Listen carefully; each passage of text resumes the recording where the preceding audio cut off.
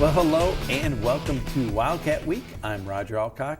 Well, the men's basketball team beat Mount Vernon Nazarene on Tuesday night in the Crossroads League championship game. Joining us now to talk more about that contest is the head coach of the Wildcats, Greg Tonagel. And Coach, welcome back to Wildcat Week. And first of all, congratulations. You got a share of the regular season championship, and now for the second year in a row, you're conference tournament champs. And you play to win the game, and it was a great ball game and another championship, and I think very well deserved by this group of guys. Yeah, it was a battle. I mean, Mount Vernon, you got to give them credit. They came in ready to play, and it took another comeback by us, another second half where we really dug deep. We didn't get rattled, and we stayed the course. Well, we're not even talking about this game if it's not for, you're talking about comebacks. The semifinal game against Marian University, where I thought Marian played extremely well. You guys trailed the entire game, but the shot, I don't know that I believe it to this point yet, but Kanan Coffey hits that shot, and everything had to work just right for that. Grant Smith, how fast did he get the ball up the floor? And Kanan kind of selling the cut before he pops out, before he makes the shot. Everything had to fall in place, but it did. It really did, and it started with, 7 minutes to go where things really had to fall our way. And we were fortunate, but we never quit. We never panicked. We stayed the course, and it just showed me, I think, some of the togetherness of our team. There were moments where and we were frustrated. We weren't playing well. Marian was playing awfully well. We could have folded. We could have just said, hey, let's move on. Our guys didn't. They stayed the course. They gave themselves a shot, and Kanan obviously put the dagger on it. Well, we're going to take a look at some highlights of this Mount Vernon Nazarene game, and I think the energy and the enthusiasm from the crowd that night against Marian carried over. 20 minutes before this ball game, and Lucky Arena was packed and already buzzing, and what an atmosphere that night. Yeah, it was probably the greatest atmosphere we've had in terms of just energy. You could just feel it. It helped that Ernie Johnson was in the house. That certainly brought another level of excitement. And it was two good teams, two teams that were just battling. And really, credit due to Mount Vernon Nazarene and Coach Ronay. They really came out with a lot of intensity. They didn't hold back one bit. This was their first appearance in a conference championship game, and I don't think the stage, it didn't bother them. They really came and attacked her. Yeah, they did. They came out through the first punch, and it's been a little bit of an issue for us in terms of getting behind early on. But once we settled in, I thought we started playing our brand of basketball. Yeah, there were 3 times in that first half where the Wildcats trailed by 7, but you never gave them a huge lead in that first half, and guys did knock down some big shots. We saw Trevor Waite with that 3. I was so proud of Trevor in his final home game in a Wildcat uniform. The level of energy and heart that he displayed was remarkable. And then Joel Okafor, he had a marvelous game as well. He did. He played tough. He played really strong. He's such an anchor for us. There you see Kanan Coffey, who, we talked about him knocking down the shot against Marian, got the shot there. Their bench performed well for them as well. We said Jordy Moss working in the paint there. So they were making some good things happen. That was a nice backdoor cut there by Kyle Mangus. Yeah, we were just pleased right at this point to get within 2. after being down so big in the first half, we were pleased to draw within 2, not knowing we hadn't played our best at this point. And then it was K-Mango time in the second half. Now, you talked about Ernie Johnson being in the house that night, and we talked to him a little bit during the broadcast, and I told him, keep an eye out for number 24. The second half was Kyle Mangus' time. He had 5 points to half. He had 20 points in the second half. He did so many things for you, obviously, on the offensive end, but defensively, he really sets the tone as well. Yeah, and Trevor Waite's the other spark in the second half. He did it defensively, takes 3 charges, hits that big transition 3. Yes.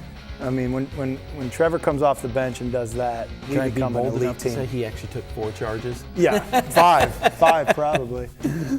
But then this was a huge basket here because they had been up by 10. You said he hit the 3.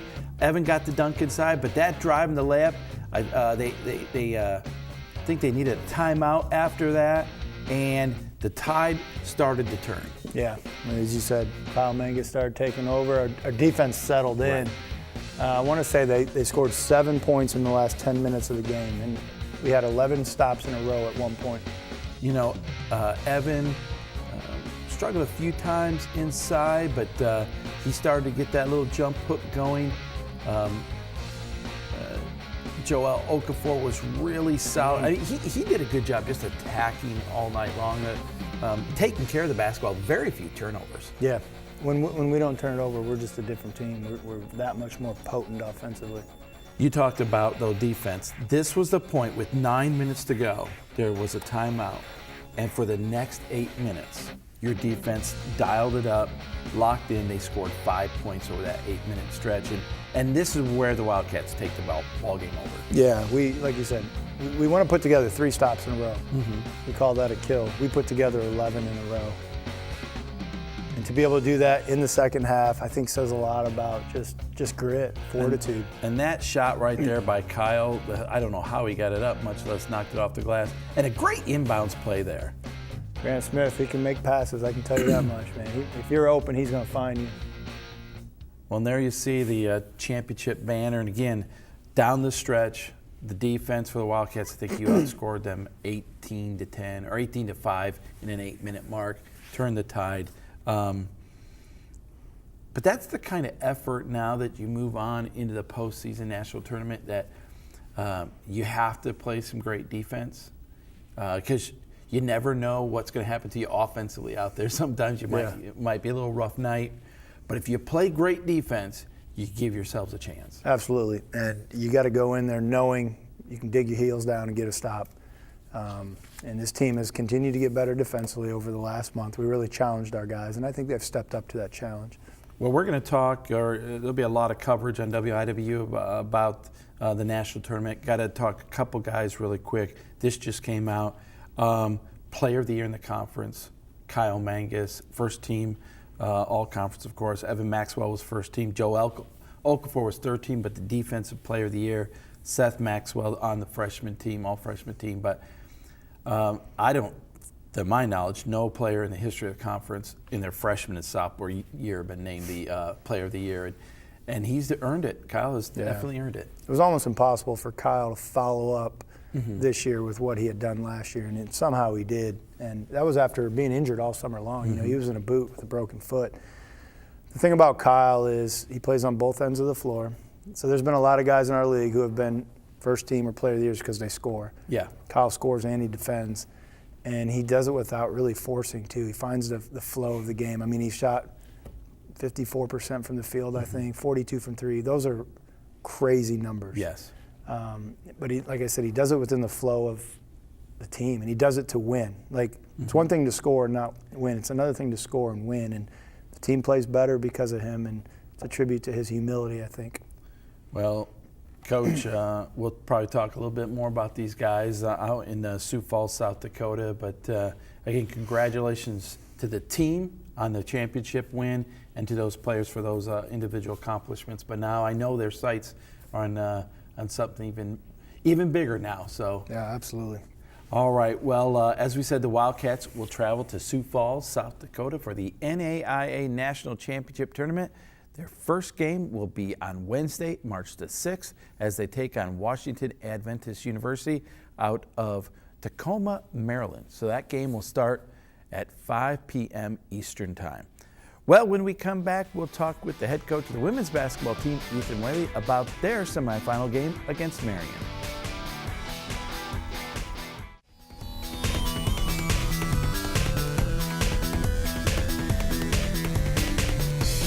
Well, welcome back to Wildcat Week. The women's basketball team took on Marian in the Crossroads League semifinals and dropped one in a heartbreaker. And here to break down some of that action is the head coach of the Wildcats, Ethan Whaley. And Coach, boy, that was a night or an afternoon for the Wildcats, an evening, a Friday night, where it just seemed like nothing was going to fall for you guys. You know, you played some pretty good defense at times throughout that game, but the shots just never fell. And sometimes you might play a half and you think, okay, we're going to come back in the second half, we're going to knock down these shots, and it just didn't happen that night. Yeah, you know, and unfortunately you have those nights, and even more unfortunately for us, we've had a few of those nights the last month or so. I thought our team fought I thought we played hard, but at the end of the day, you got to credit Marian. They forced us into some tough shots. Even the easy shots, they found a way to make those hard for us. They sped us up, and then on the other end, they made plays when they needed to. Well, and obviously, we're talking about a Marian team that's number 6 team in the country at the time, very well coached, of course. We know they're going to compete. So this was no easy task to go on the road down to Indianapolis to play them anyways. But one of the things that stood out to me is like 14 turnovers. Normally, you would say maybe a few too many than what we want, but that's not taking care of the basketball too badly there. But to Marian's credit, they really took advantage of those turnovers and scored like 25 points off of them. So that was a big key. Yeah. I mean, you bring up a great point. 23 second chance points. Points off turnovers, and then 14 second chance points. And so when your shot's not falling, you can't give them points off turnovers, and you can't give them second shots on possession.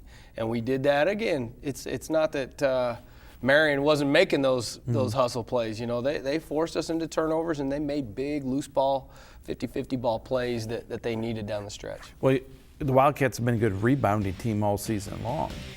But when you're not knocking down shots, when you're only 33% from the field, you gave up probably a few more rebounds than normal, and they end up out-rebounding you. Well, so now we're taking a look at some of the highlights here, and it's still, I can't get over sometimes watching the highlights from Marian because it's the same building, but a much different venue now, isn't it? It looks a lot different. They did a really nice job with their renovation and made it an even harder place to play down there. And so now you see in this first quarter, you guys actually get out to a little bit of a lead early on, and there was Elena Dejua knocking that shot down inside. And I was going to ask you, though, down the stretch, you've been battling some injuries and things like that. No excuses, but a little bit shorter on depth than maybe what you would like to have right now. Well, you know, and I would say every team in the country has that story, like you said, no excuses. But, you know, injury to Ann and then Carly and Nicole have been pretty banged up for the last month and a half or so, and they've been warriors fighting through. But when you get into the mode where you're just only playing games, it's tough to get better at your weaknesses when you're not practicing. And that's kind of been the boat we've been in. But again, Raj, I would venture to say that pretty much every team in the country's got that story, so we're not giving our girls that excuse. We got to be tougher, and we got to make plays when we need them, and we didn't this night.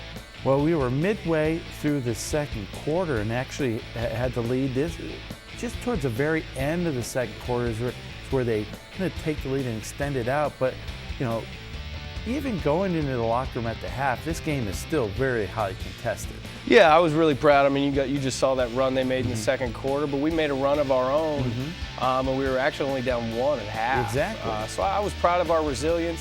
Even in the third quarter, they made this huge run that we couldn't really dig out of, but in the fourth quarter, I felt like we put our hard hats back on and made plays, but at the end of the day, it was just too little too late. That was a nice assist from Stephanie Conrad on that three. But now the third quarter was the difference in the game, obviously. Like you said, you're down only 1 going into the locker room. But that third quarter really, again, credit the Knights. They came out guns a-blazing and you know, extended a big lead, just too big a lead to try to make a run at. Yeah, and you know, you said it earlier, they're the number 6 team in the country. You're on their home floor. They've won 2 national championships in the last 3 years, 4 straight Crossroads League titles. I mean, this is a great team. I certainly want to make that known. And when you allow a great team to get going, even if it's for about a 5-minute stretch, that's all they need. You know, you guys, the thing was going into this game is Wildcats had battled them down to the wire in each of those 2 games, and had some really good ball games with them. So you knew you could compete with a team of that caliber and at that level. Yeah, absolutely. I mean, even leaving that game, we looked at it, we said, okay, we won 2 of the 4 quarters, and one of them that we lost by 1. So this was a competitive game. The score was not indicative of how hard this battle was on both sides, and I think there's a mutual respect from both sides. Now, maybe the silver lining of this game as we watch the fourth quarter wind down, the silver lining of it is it did give your team, always got to love to see the lefty knocking down the 3. Meredith Boyette there with the 3. But even a couple extra days of rest before the national tournament will end up being not a bad thing for you guys, and you can use that time. You never complain about rest. Yeah. Yes, we would have loved to have won that game and then go play at Taylor in the Crossroads League championship game, but we did get rest, which our bodies needed, and we've had 2 really good days of practice leading into this national tournament run that we hope to make. So proud of our team, proud of the way that we've responded, and looking forward to next week. Got to mention, we'll talk a little bit more, we'll talk more about this in the next couple of weeks, the national tournament, but that first round matchup against Bryan College out of Tennessee. They're the champions of the Appalachian Athletic Conference. They're making their 4th appearance in the last 5 years out the national tournament. They've had a whale of a season. They're a 4 seed, you're a 5 seed. You got your hands full with a really good team, but hey, that's why you go out there and compete. And the national tournament is no stranger to the Wildcats as well. So you guys won't go in intimidated, I don't believe. Yeah, there's no fear in our team. There hasn't been all year, so I don't expect that to start now. Brian is great, but what we told our girls is every team out there is great. And so there's obviously a level of respect there. There's no ignoring Brian and looking on. We have a team that's 31-1 this year. A team that's really efficient offensively, and defensively they lock people up. So they're very, very talented, and it's a challenge that I believe we'll be ready for. Some information that was just released by the conference offices. We got to give a little bit of a shout out to Margot Woofter, the freshman of the year in the Crossroads League, and then of course Nicole Ignasiak, our senior, first team all-conference, very well deserved. Nicole's had a really solid year for you guys. Yeah. Nicole's anchored us down low, and Margot, she was also 3rd team all-league along with newcomer, and we've asked her to be the leader of our team as a 19-year-old girl, first year in college, and she's been magnificent in that role, and we only expect her to grow more and more every season. Awesome. Well, Coach, thanks for stopping by. Congratulations on the bid to the National Championship Tournament, and looking forward to WIW out there in Sioux City, Iowa, tracking with the Wildcats. Thanks, Raj. We're excited, man. As we said, the women's basketball team will be playing Bryan College, the Lions out of Dayton, Tennessee, in the first round of the NAIA National Tournament in Sioux City, Iowa. Well, when we come back, Mikala Woodfork will bring us the breakdown, and we'll talk to Nicole Ignasiak from the women's basketball team, first team all-conference, as they get ready for the National Championship Tournament. So don't go away.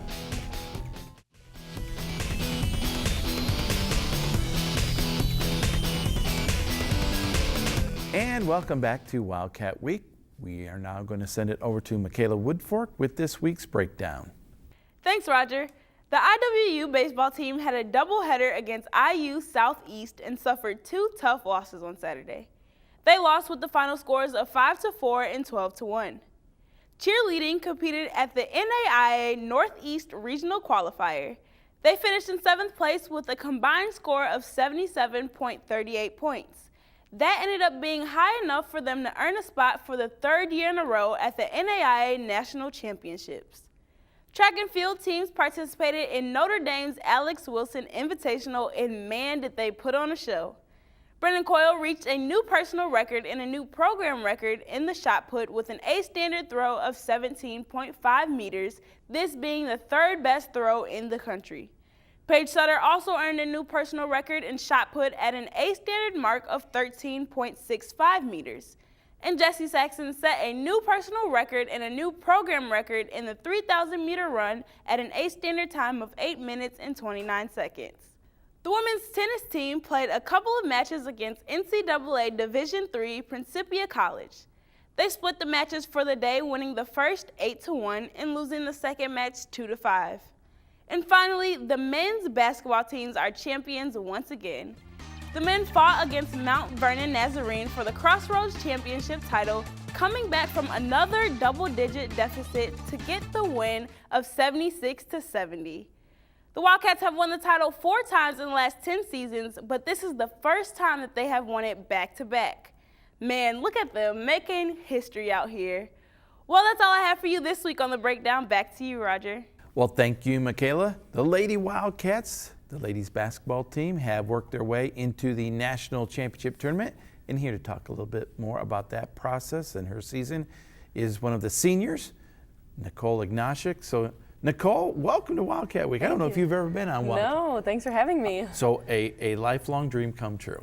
Yes, absolutely. I've been waiting to be in front of the camera. Well, first of all, thanks for joining us because I know you came straight over from practice. Yeah, my hair's still wet.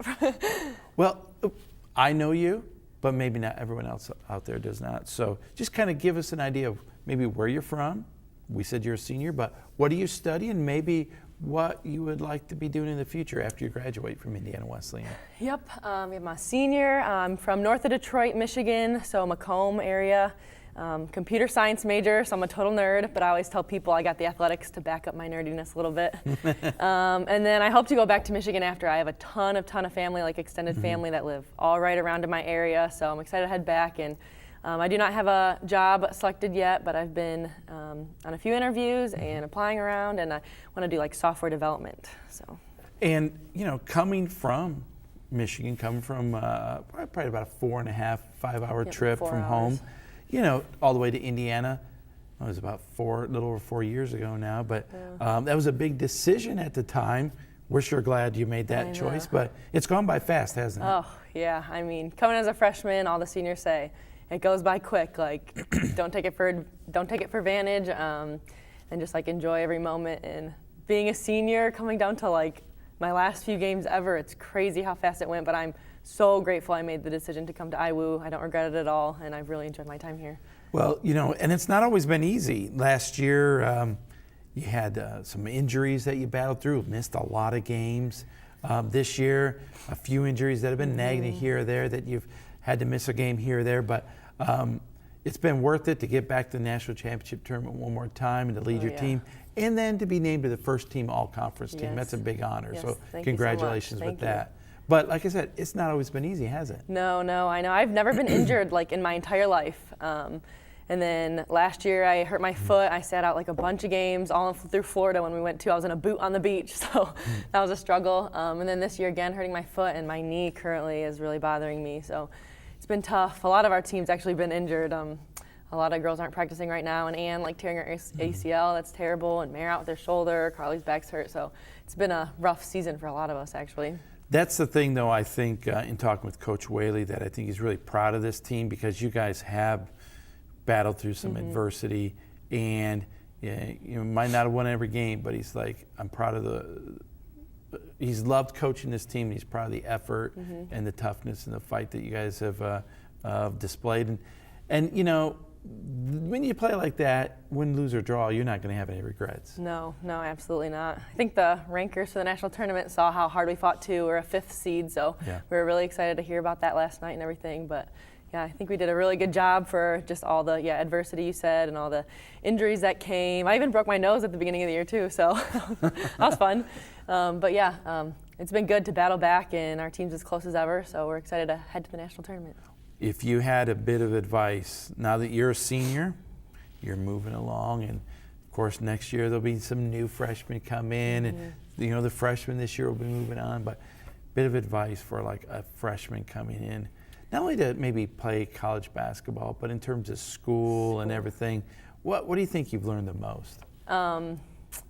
I think the most important thing and the most thing that like I value throughout my 4 times here is the amount of people I've met and the relationships I've built.